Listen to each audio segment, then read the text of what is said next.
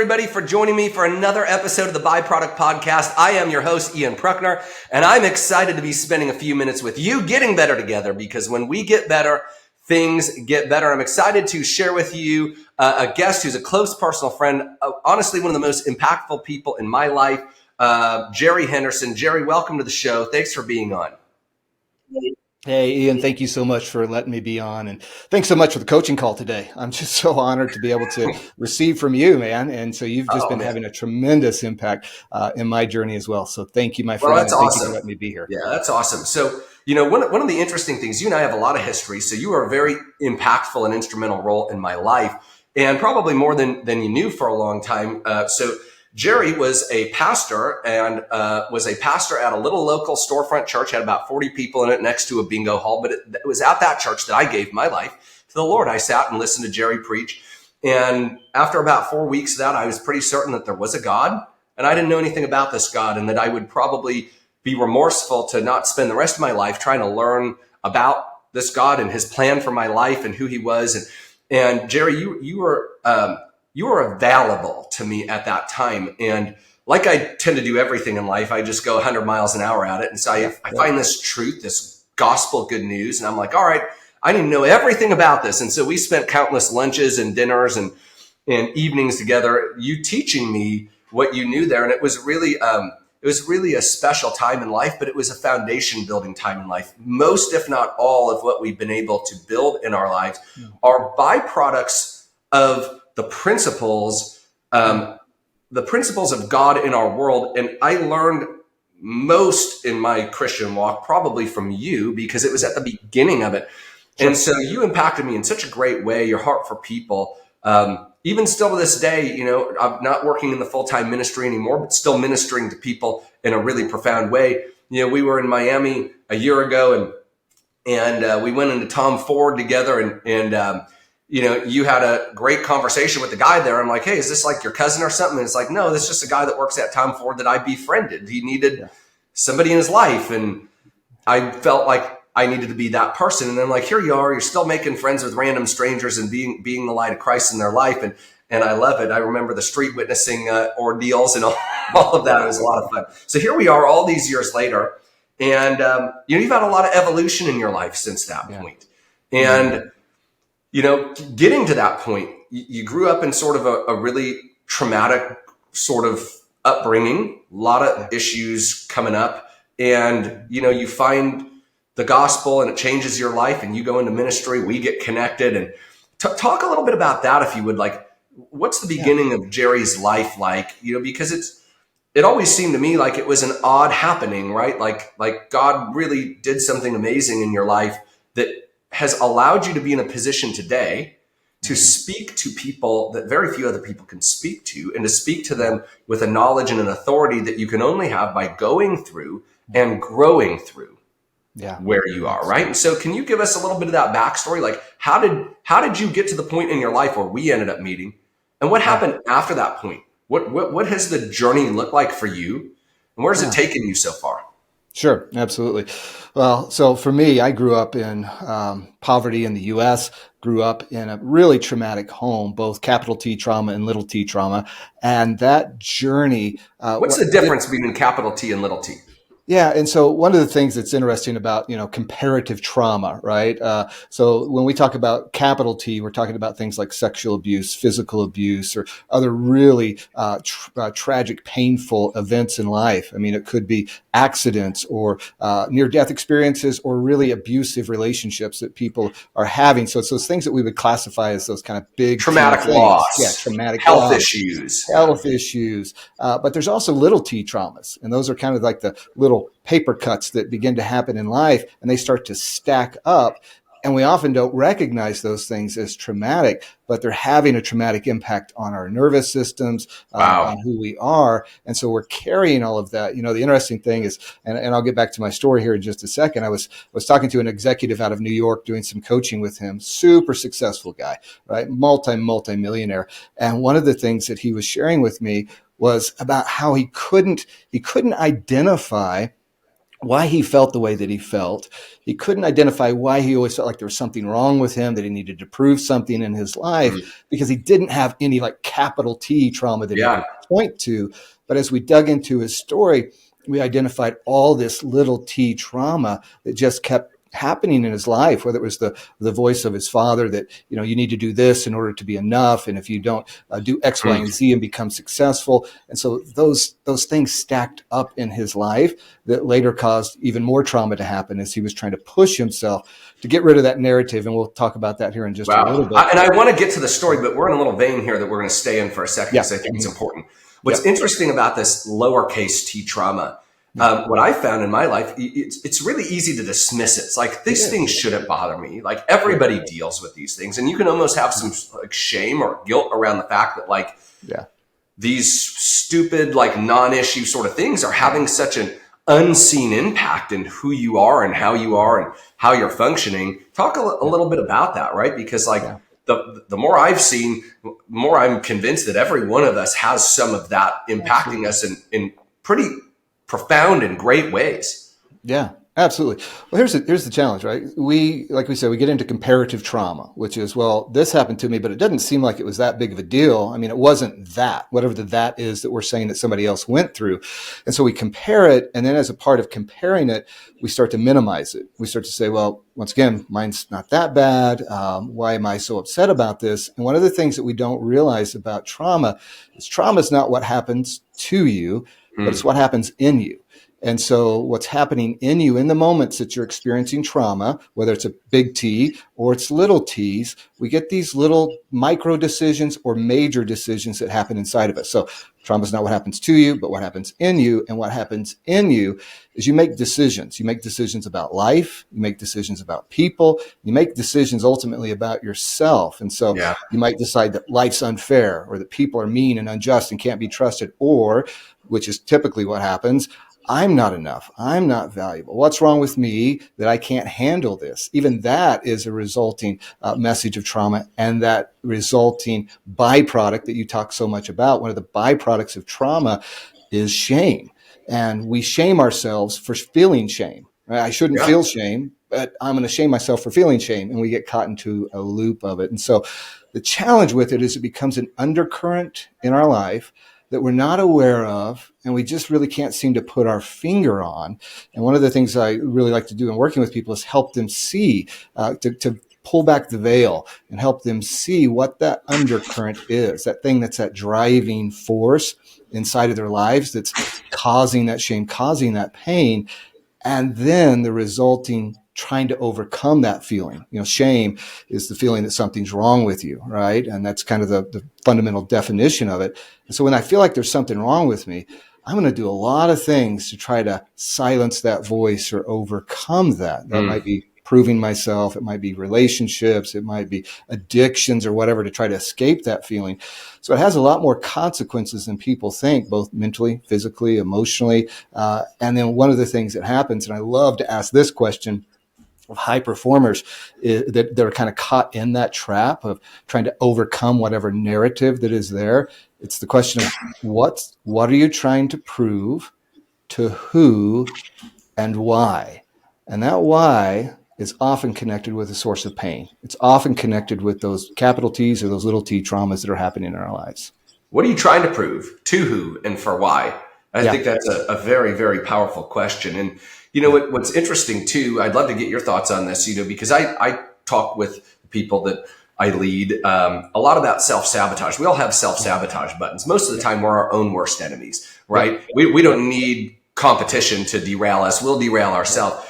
And one of the things that I've come to learn is that self-sabotage serves us in some way. It meets some sort of underlying need. And so you're sort of alluding to the fact that many of these lowercase t's, they seem so insignificant on the surface that we don't give them much mind. We don't pay much attention, and we think, how could that be harming us? And yet it's many of those things stacked up over years and years and years that, the self-sabotage ends up serving in some way. Yeah. And so we're, sort of taking negative action against ourselves through addictions or self-belief or whatever. Yeah. And it's serving these sort of underlying things. So you got to bring some awareness to it. Like, these things exist and they're helping you. But the other side of it too, that is really important that I want to make sure we get to, and then we'll get to the story because it's a really good story, right?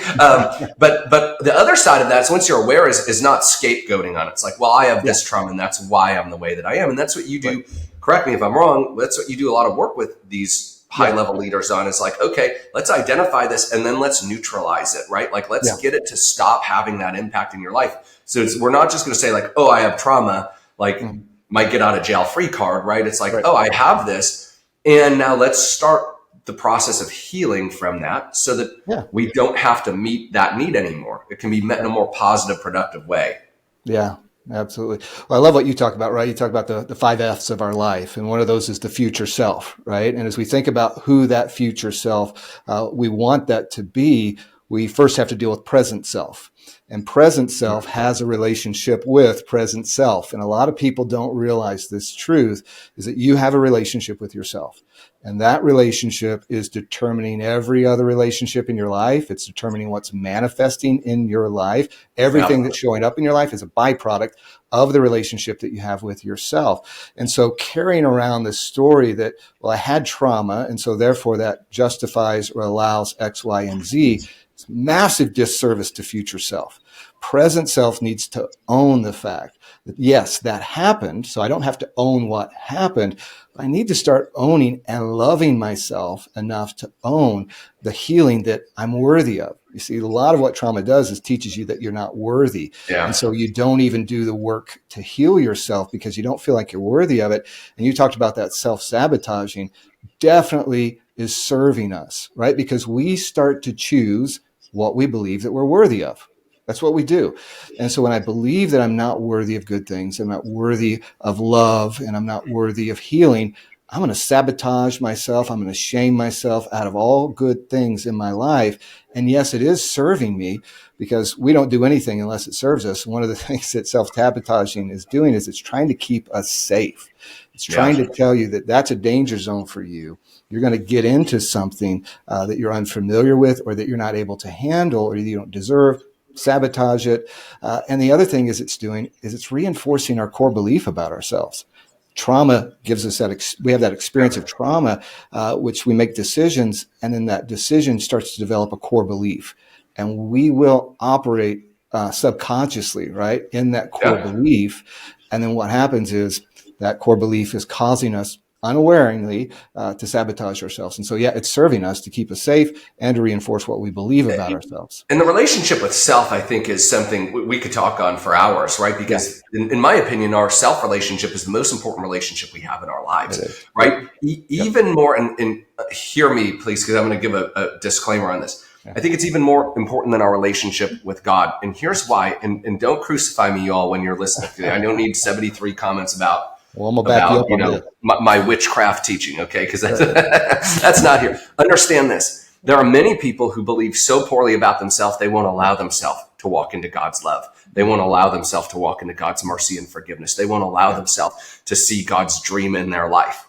It actually is an inhibitor to that other relationship, right? And that's personally why I think this relationship with self is the most important relationship we can ever have and cultivate. And a great self relationship happens by choice, not by chance, right? And we've got to make some choices there about, like, if you don't trust you, nobody else is going to trust you. If you won't invest in you, why should anybody else invest in you? If you don't believe you can, why would you do it? Why would you act, right? If you don't believe that you're lovable, then why would anybody else love you in that way? And there are people that do love you even when you don't feel that, but you don't allow yourself to live in that and to receive it and for it to be a real impactful thing in your life because of those boundaries that you've sort of erected in that self relationship. So Jerry, let's pop back and talk, back to the story. So you're growing up, and you're in U.S. poverty. You got a lot of trauma happening in your life. Let's pick back up there.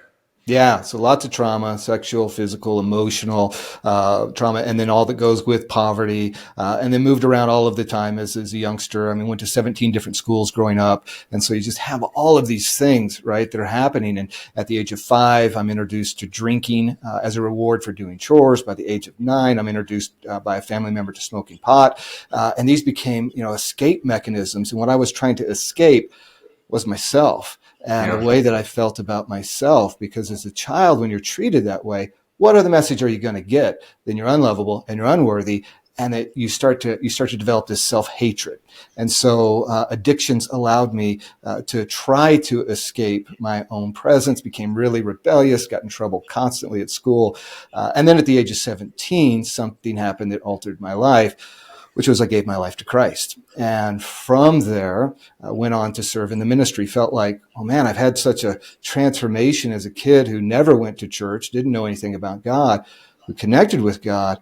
And then that began to transform me, understanding that, well, I am loved and there's somebody who does care about me. And Mm. wow, this is a powerful message. Now, I'll talk a little bit about my shame lens that caused me to really struggle in my Christian walk, which you just referred to a little bit or mentioned or alluded to. And so, but that led me into pastoral ministry and then into service of advocating for the poor for 17 years. And all of that time, I had that underlying current, that buzzing within me that there was something wrong with me. And I couldn't figure out, as you just talked about, how to receive the love of God. My first 10 minutes of every time I'd go pray was repenting and telling God all the reasons I was sorry for being such a loser and a piece of trash, right? And I Or knew, mentally that, that God loved me, but I didn't know it here. And yeah. then that also closed me off from being able to receive the love of other people, which Mm. wound up with 2 divorces. Here's a former pastor, Christian, giving his life to serving the poor, but can't figure out how to do life because I had a broken relationship with myself. And that broken relationship with myself caused me to keep people at a distance. I wouldn't let them in because I was afraid if they knew me, they wouldn't love me. And I knew I was unlovable in my mind. And then my relationship with God always kept God at a distance and saw that God was pissed off at me, angry at me, disappointed with me all of the time. I created God in my own image of myself. Mm.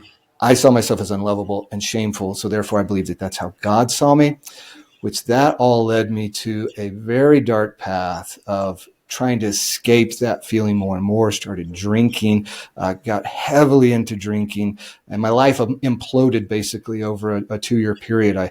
Because of all of the stress, because of all of the pain, wound up having a heart attack, open heart surgery, then went into rehab for a week, then started going through another divorce, and then went back into rehab for 30 days. And in that 30 days of rehab, something happened that changed my life and started me on this journey of helping people heal their relationship with themselves. Yeah, so powerful. And one of the things that's so unique to me and so it just moves me so profoundly is the grace and the unending mercy of God, right? That like we can know him and he can change us in some amazing ways, but then in some other ways there is work to do that is worthwhile work to do, and it might take us an entire lifetime, but he's so patient with us along that path, right? And really, really powerful. So here you are, you've came up in a really challenging environment. You find this relationship with Christ. It gives you a new life and a new way of being, but there's still some of this remnant here. A lot of it probably you're unaware of that it's affecting you, but it is affecting you, and the relationship challenges and ends up manifesting into some health and addiction challenges and all that. But you come out the other side of it learning and growing and walking into who you are. And I think that qualifies you, Jerry, in a really unique way, right? Like the way I look at what you're doing, you talk to guys that have everything, but feel like they're missing something. And that one thing is affecting every area in their life. It causes them huge frustration, massive loss of really important things. And yet you can get in there and speak to that in such a unique way because you lived it. You lived it. You learned it. You've overcome it, probably are still overcoming it. Sure. In some facets, right? In some facets. And that's a really powerful place to be. So talk a little bit about what you're doing now and how you're serving people and what specifically are you serving them with? What are the problems that people come to you with? And what are some of those solutions that you're able to offer them? Yeah. Thank you, Ian. Yeah. It's so true that it is a lifelong journey. And one of the things that happens, right, is that we can't escape ourselves. So we've got an internal problem and we're trying to serve it with external things. We think that if I'm successful enough, or I have this relationship, or I have this much in the bank account, or I have this career, whatever this is, this degree, this, that, and the other thing, that somehow that'll penetrate and it'll solve the internal issues. It's not going to solve the internal issues. There's only one thing that's going to solve the internal issues, and that's you.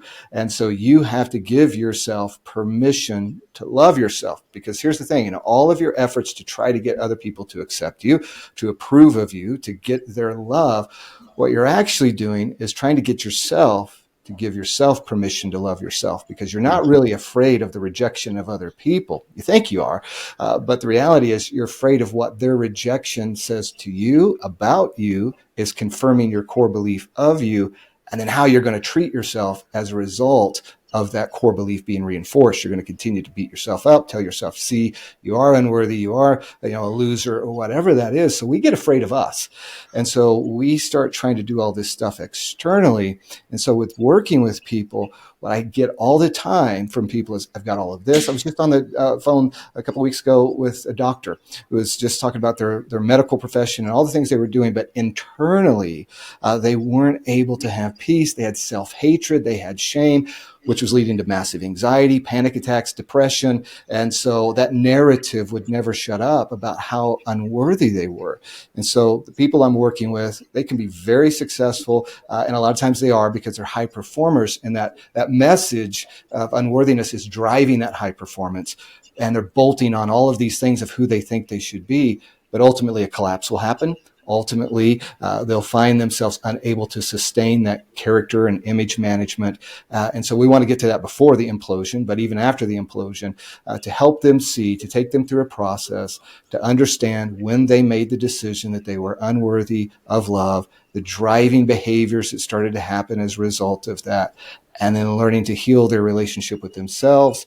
Several methods we use, FAST method, other methods, but teaching them how they can love the unlovable parts of themselves, and see them transform and heal their relationship with themselves. Do that through coaching and all other methodologies and modalities.